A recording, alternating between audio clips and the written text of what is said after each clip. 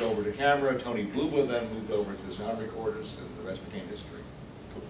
And John, I've explained to you how much I enjoy your role in Martin. Thank you. I think it's absolutely brilliant. It's my favorite personal vampire movie of all time. Here, here. And I just think that that movie would not have been as, powerful without John's performance. And I think that it's not just through the way you deliver lines or the way that you're interacting with other characters.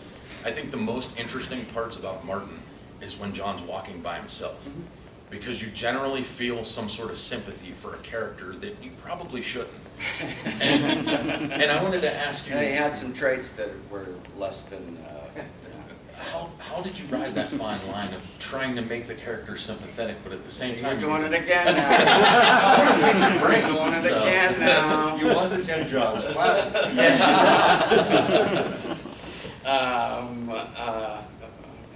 I don't know.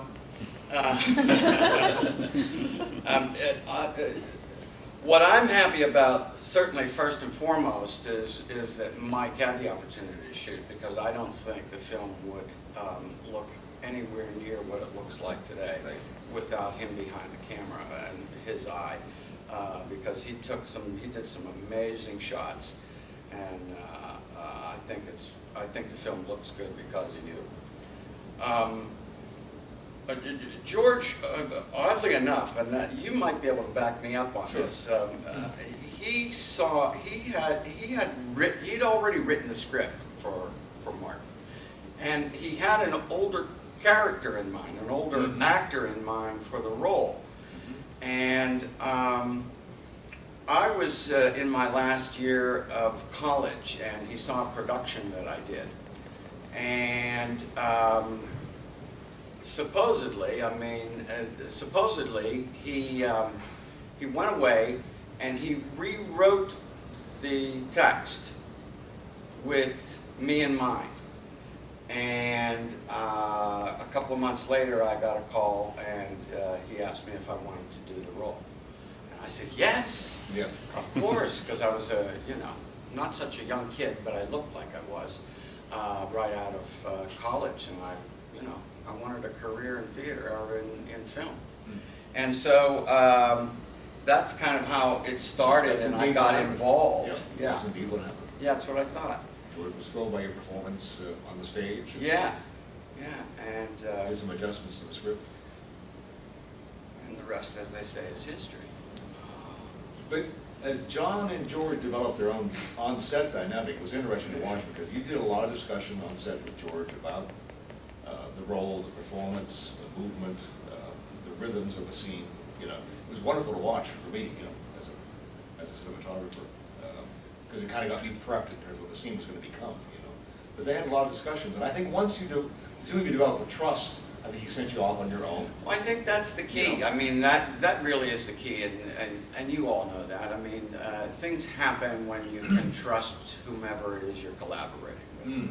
So when that trust is formed, you then lose fear, and you go and you do what you know you're supposed to do. So I think that's an important part of the relationship between a director and an actor, or a director and a cinematographer. I mean, there's a lot of collaboration that goes on in making a film or a piece of theater. It's never just one person that's, there's somebody leading the band, but it takes a lot of people in order to make it all happen. And what you observed about John, I think in a classic sense, John is classically a great actor, because it's more than just vocalizing and projection, but it's movement. And John even has a dance about him. If you remember Night Riders, I mean, it's some sort of natural choreography that he goes through. One thing it's That's what I was saying about the camera. The camera likewise just found this choreography that John was going through. It just followed it. See, I think that's what the funny part is, because I've enjoyed Martin for so long, and to see you in Night Riders, you play a mime.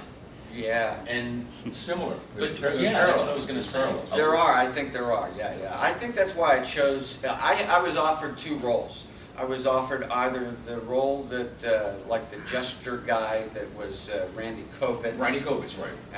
And a true jester, yes. Yes, and then this mime, and I thought the mine was more interesting because the mine was far more mysterious. That there was a secret there that You were like a clown in Blue Angel. Yeah, That was exactly. always in the background. Yeah, exactly. Making Yeah. a statement, you know, just Yeah, by movement. exactly. Yeah, and so there was that mystery about that character that I thought would be kind of interesting to play and keep kind of close to the vest. So I chose that one. It was nice to get that choice too. I actually do have another question for you, Mike, Sure. about Martin. If you guys have seen Martin, it's very, very different from your average vampire film. But something in Martin that kind of correlates it together are the black and white scenes, because they do remind me of like old Universal horror. Yeah. Was that something that was intended, or was Oh, it- absolutely. Yeah. In fact, our first aim, and John knows this, was to release a black and white film. We wanted a certain kind of just clarity and purity about the look of the film. Yes, I had said that. I wasn't Yeah. sure that I was correct No, you were absolutely having correct. said it. Yeah. But And yeah, it that's was, what I it was a thought. secret we maintained for the longest time. Only our laboratory knew that we had shot the slowest film in the world, which was ECO reversal. But we always declared it was a black and white film. And that was our intent to release as such. It wasn't only until later we had distribution pressures saying, you know, you're killing us, we can't release a black and white film. And we suddenly said, you know what, we can show you something. And, well, as a concession, we went obviously to the flashback sequences that became the black and white sequences. You know, Martin's past is, you know, his dilemma of consciousness. Anybody have any questions? Or was it? Right, well, Yeah. well, he is the devil, though. What do you think about it, Josh? Did that stuff happen, in your opinion, did that stuff in the past happen, or is that just the way you're perceiving it at the time? Oh, well, Do you have an opinion on that? You think I didn't answer before. I think the ambiguity that that the film has for many viewers is correct to have. I think it's much better left to the viewer, the audience, to make their decision about is Martin or isn't Martin, or is Martin delusional, or is he... There was no doubt he had a bloodlust, but in the sense of was he a true vampire? I think I'm always amazed that question was never posed to Tatakuda. Yeah, right. He should answer that question. It's Yeah. really his scenario. It's really his scenario. Lincoln Meisel, by the way. Lincoln Meisel, God Passed bless him. away last year. Many of you may or may not know that. At the age of 106. Wow. Amen. He was, yeah, and he was vital to the very end. He sure was. So, terrific guy. But he was a vampire.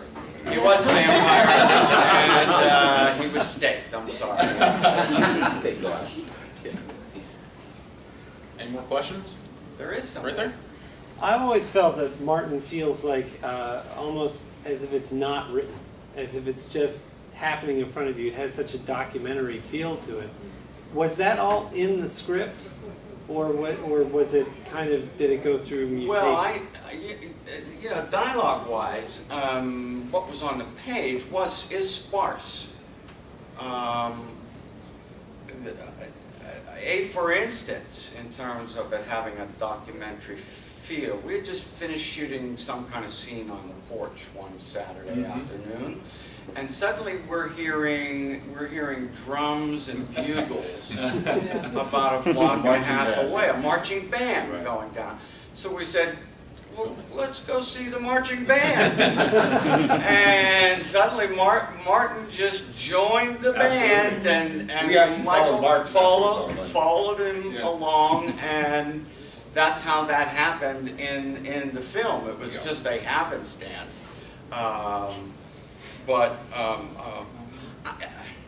I think it is a film that is better because of its that it's quiet. Yes. I think it creates a kind of tension that silence helps to kind of create a tension. And then, of course, Donald